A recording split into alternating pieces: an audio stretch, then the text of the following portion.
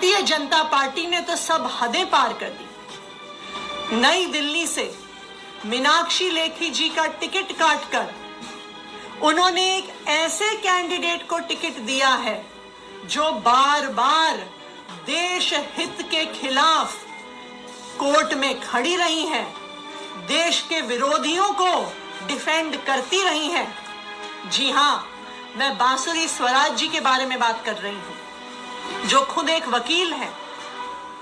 एक वकील जनता के हक की लड़ाई लड़ने के लिए होता है, लेकिन बांसुरी स्वराज जी किसके हक की लड़ाई कोर्ट में लड़ती आई हैं? नंबर 1, उनके सबसे फेमस क्लाइंट, इस देश से लाखों करोड़ रुपए के गबन के लिए फरार ललित मोदी जी। 2012 से 2014 तक लगातार लोअर कोर्ट से हाई कोर्ट से सुप्रीम कोर्ट तक बांसुरी स्वराज जी ने ललित मोदी को उनके पासपोर्ट के केस में डिफेंड किया।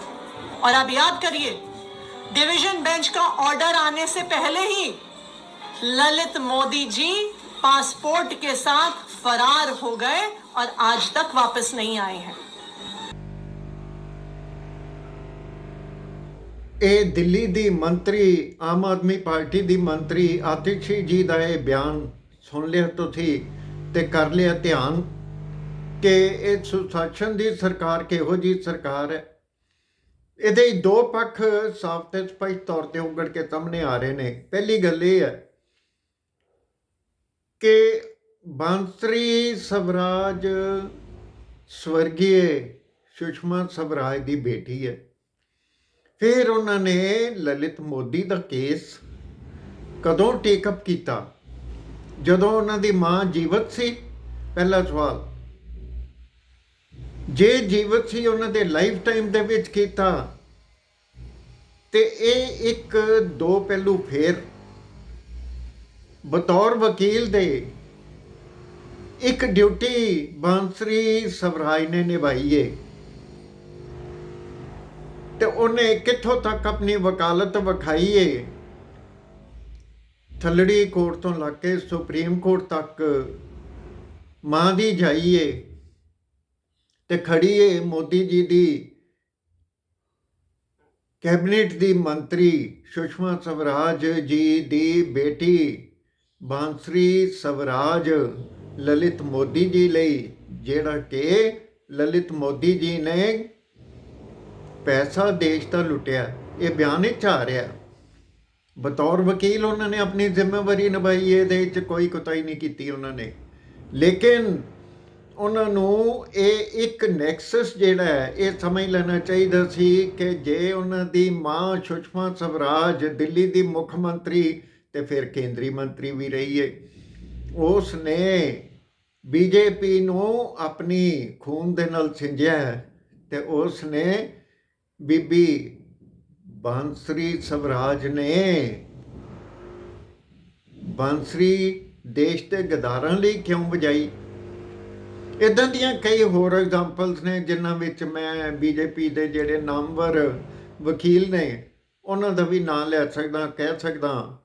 ਲੇਕਿਨ ਵਕੀਲ ਨੇ ਵਕੀਲ ਦੇ ਤੌਰ 'ਤੇ ਆਪਣੀ ਜ਼ਿੰਮੇਵਾਰੀ ਨਿਭਾਉਣੀ ਹੁੰਦੀ ਹੈ, ਨਿਭਾਈ ਹੈ। ਲੇਕਿਨ ਬਾਂਸੁਰੀ ਸਵਰਾਜ ਨੇ ਇਹੋ ਜਿਹਾ ਕਲਾਇੰਟ ਲੈ ਕੇ ਲਲਿਤ ਮੋਦੀ, ਜਿਹਦੇ ਉੱਤੇ ਐਲੀਗੇਸ਼ਨ ਹੈ, ਜਿਹਦਾ ਕੇਸ ਉਹਨੇ ਲੋਅਰ ਕੋਰਟ ਤੋਂ ਲੱਗ ਕੇ ਮਾਨਯੋਗ ਸੁਪਰੀਮ ਕੋਰਟ ਤੱਕ ਲੜਿਆ, ਉਹਦੇ ਵਿੱਚ ਉਹਨੇ ਕਿਹਦਾ ਪੱਲਾ ਫੜਿਆ, ਇਹ ਇੱਕ ਦੇਖਣ ਵਾਲੀ ਗੱਲ ਹੈ। ਕਿ ਸੁਸ਼ਮਾ ਸਵਰਾਜ ਦੀ ਮਿਲੀ ਭੁਗਤ ਸੀ? ਕਿ ਬੀਜੇਪੀ ਦੀ ਸੁਸ਼ਾਸਨ ਦੀ ਸਰਕਾਰ ਦੀ ਮਿਲੀ ਭੁਗਤ ਸੀ? ਕਿ ਉਸ ਬਾਂਸੁਰੀ ਸਵਰਾਜ ਨੂੰ ਉਸ ਲੈਵਲ 'ਤੇ ਖੜਾ ਕਰਨਾ ਸੀ ਜਿਹਦੇ ਵਿੱਚ ਦੇਸ਼ ਦੇ ਨਾਮਵਰ ਵਕੀਲ ਆਉਂਦੇ ਨੇ? ਇਹ ਕਿਹੜੀ ਸਾਜ਼ਿਸ਼ ਦਾ ਹਿੱਸਾ ਸੀ? ਇਹਦੇ ਉੱਤੋਂ ਪਰਦਾ ਜ਼ਰੂਰ ਫਾਸ਼ ਹੋਣਾ ਚਾਹੀਦਾ। ਮੇਰੇ ਪਿਆਰੇ ਦੇਸ਼ ਵਾਸੀਓ, ਇਹ ਤੁਸੀਂ ਇਸ ਵੇਲੇ ਮੌਕਾ ਹੈ ਆਪਣੇ ਮੋਦੀ ਜੀ, ਹਰਮਨ ਪਿਆਰੇ ਮੋਦੀ ਜੀ ਨੂੰ ਇਹ ਜ਼ਰੂਰ ਪੁੱਛ ਲਓ ਕਿ ਉਹਨਾਂ ਨੇ ਲਲਿਤ ਮੋਦੀ ਜੀ 'ਤੇ ਕਿਉਂ ਕਾਰਵਾਈ ਨਹੀਂ ਕੀਤੀ? ਉਹਨਾਂ ਨੂੰ 10 ਸਾਲਾਂ ਵਿੱਚ ਕਿਉਂ ਦੇਸ਼ ਵਾਪਸ ਲਿਆਉਣ ਲਈ ਕੋਈ ਕਦਮ ਜਾਂ ਉਪਰਾਲੇ ਨਹੀਂ ਕੀਤੇ? ਤੇ ਜੇ ਕੀਤੇ ਤੇ ਕਿਹੋ ਜਿਹੇ ਕੀਤੇ ਤੇ ਕਿੰਨੀ ਸਪੀਡ ਨਾਲ ਕੀਤੇ? ਸਪੀਡੀ ਟਰਾਇਲ ਦਾ ਜਿਹੜਾ ਰੋਲ ਹੈ ਉਹ ਇੰਡੀਆ ਦੇ ਵਿੱਚ ਪੈਂਦਾ ਹੈ। ਵਿਦੇਸ਼ਾਂ ਵਿੱਚ ਨਹੀਂ ਪੈਂਦਾ, ਉੱਥੇ ਫੈਸਲੇ ਛੇਤੀ ਹੋ ਜਾਂਦੇ ਨੇ। ਤੇ ਜੇ ਕੋਈ ਇਹਦੇ ਵਿੱਚ ਕੁਤਾਹੀ ਹੋਈ ਹੈ ਤੇ ਮੋਦੀ ਜੀ ਦੀ ਸਰਕਾਰ ਦੀ ਹੋਈ ਹੈ, ਉਹਦੇ ਉੱਤੇ ਈਡੀ ਜਾਣਾ ਚਾਹੀਦਾ ਜਾਂ ਨਹੀਂ ਜਾਣਾ ਚਾਹੀਦਾ, ਇਹ ਗੱਲ ਦੇਖਣ ਵਾਲੀ ਹੈ। ਹੁਣ ਇਸ ਵੇਲੇ ਰੌਲਾ ਪਿਆ ਹੋਇਆ ਬਾਂਸਰੀ ਸਵਰਾਜ ਨੂੰ ਟਿਕਟ ਮਿਲ ਗਿਆ ਬੀਜੇਪੀ ਵੱਲੋਂ। ਇੱਕ ਪਾਸੇ ਬੀਜੇਪੀ ਪਰਿਵਾਰਵਾਦ ਦੀ ਗੱਲ ਕਰਦੀ ਏ ਤੇ ਦੂਜੇ ਪਾਸੇ ਸੁਸ਼ਾਸਨ ਦੀ ਸਰਕਾਰ ਦੀ ਗੱਲ ਕਰਦੀ ਏ ਤੇ ਤੀਜੇ ਪਾਸੇ ਪ੍ਰਤੀਵਾਦ ਦੀ ਗੱਲ ਕਰਦੀ ਹੈ। ਤੇ ਜੇ ਇਹ ਗੱਲਾਂ ਕਰਨੀਆਂ ਤੇ ਇਹ ਜੁਮਲੇ ਸਾਬਤ ਹੋ ਜਾਣਗੇ ਜਾਂ ਨਹੀਂ ਹੋ ਜਾਣਗੇ, ਇਹ ਤੁਹਾਡੇ ਤਾਈਂ ਦਿੱਤੀ ਇਹ ਗੱਲ ਮੈਂ ਕਰ। ਹੁਣ ਤੁਸੀਂ ਇਹ ਦੇਖੋ, ਇੱਕ ਪੱਖ ਹੋਰ, ਬਾਂਸਰੀ ਸਵਰਾਜ ਨੂੰ ਬਤੌਰ ਵਕੀਲ, ਔਰ ਉਹ ਵੀ ਲਲਿਤ ਮੋਦੀ ਵਰਗੇ ਭਗੌੜੇ ਜਿਹੜੇ ਨੇ ਉਹਨਾਂ ਦਾ ਹੋਣ ਤੋਂ ਬਾਅਦ, ਜੇ ਬੀਜੇਪੀ ਦੀ ਕਾਰਿਆਕਰਨੀ ਨੇ ਪਹਿਲੀ 195 ਦੀ ਲਿਸਟ ਦੇ ਵਿੱਚ ਉਹਦਾ ਨਾਂ ਰੱਖਿਆ, ਪਹਿਲੀ ਗੱਲ ਕਿਉਂ ਰੱਖਿਆ? ਇਹ ਨਹੀਂ ਸੀ ਪਤਾ ਕਿ ਦੇਸ਼ ਦੇ ਗਦਾਰਾਂ ਦੀ ਵਕੀਲ ਹੈ। ਦੂਜੀ ਚੀਜ਼ ਇਹ ਕਿ ਜੇ ਉਹ ਦੇਸ਼ ਦੇ ਗਦਾਰਾਂ ਦੀ ਵਕੀਲ ਹੈ ਤੇ ਉਹਨੂੰ ਆਪਣੇ ਆਪ ਨੂੰ ਡਿਸਐਸੋਸੀਏਟ ਕਰ ਲੈਣਾ ਚਾਹੀਦਾ ਸੀ। ਦੋ ਥਾਂ 'ਚ ਲੱਡੂ, ਨਾਲੇ ਚੋਪੜੀਆਂ ਨਾਲੇ ਦੋ ਨਹੀਂ ਮਿਲਦੀਆਂ। ਕਿਉਂ ਨਹੀਂ ਮਿਲਦੀਆਂ? ਇੱਕ ਪਾਸੇ ਵਕਾਲਤ ਕਰ ਲਓ ਜਾਂ ਇੱਕ ਪਾਸੇ ਰਾਜਨੀਤੀ ਕਰ ਲਓ। ਇਹ ਜਿਹੜਾ ਦਵੰਦ ਹੈ, ਇਸ ਦਵੰਦ ਦੇ ਵਿੱਚੋਂ ਮੋਦੀ ਜੀ ਕਿਵੇਂ ਕੱਢਣਗੇ ਇਸ ਬੀਬੀ ਨੂੰ, ਉਹਨੂੰ ਡ੍ਰੌਪ ਕਰਕੇ? ਇਹ ਗਲਤੀ ਤਾਂ ਹੋ ਗਈ ਹੈ, ਇਹ ਤਾਂ ਮੰਨ ਰਹੀ ਹੈ ਬੀਜੇਪੀ ਦੀ ਹਾਈ ਕਮਾਂਡ, ਤੇ ਕਈਆਂ ਦੀ ਟਿਕਟ ਵੀ ਕੱਟ ਰਹੀ ਹੈ।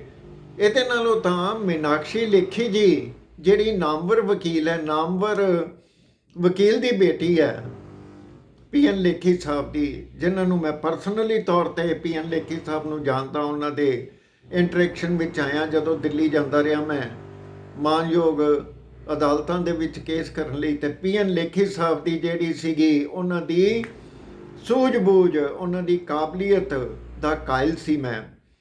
ਤੇ ਇਹਦੇ ਵਿੱਚ ਜੇ ਬੀਬੀ ਬਾਂਸਰੀ ਸਵਰਾਜ ਨੇ ਆਪਣੀ ਬਾਂਸਰੀ ਵਜਾਈ ਹੈ ਤੇ ਉਸ ਬਾਂਸਰੀ ਨਾਲ ਕਿਹਨੂੰ ਮੰਤਰ ਮੁਗਧ ਕੀਤਾ, ਇਹ ਤੁਸੀਂ ਸੋਚ ਲਓ। ਗੱਲਾਂ ਇੰਨੀਆਂ ਕੁ ਨਾਲ ਕਰਦਾ। ਸਤਿ ਸ਼੍ਰੀ ਅਕਾਲ। ਐਡਵੋਕੇਟ ਜਗਮੋਹਨ ਸਿੰਘ ਭੱਟੀ ਦੀ ਇਸ YouTube ਚੈਨਲ ਪੇਜ ਨੂੰ ਵੱਧ ਤੋਂ ਵੱਧ ਸ਼ੇਅਰ ਕਰ ਦੇਣਾ, ਸਬਸਕ੍ਰਾਈਬ ਕਰ ਦੇਣਾ ਮੇਰੇ ਚੈਨਲ ਨੂੰ, ਤੇ ਸੁਸ਼ਾਸਨ ਦੀ ਸਰਕਾਰ ਨੂੰ ਕੁਛ ਸੁਸ਼ਾਸਨ ਦੇ ਸਬਕ ਵੀ ਦੇਣਾ, ਪੜ੍ਹਾ ਫੀਡਬੈਕ ਦੇ ਕੇ।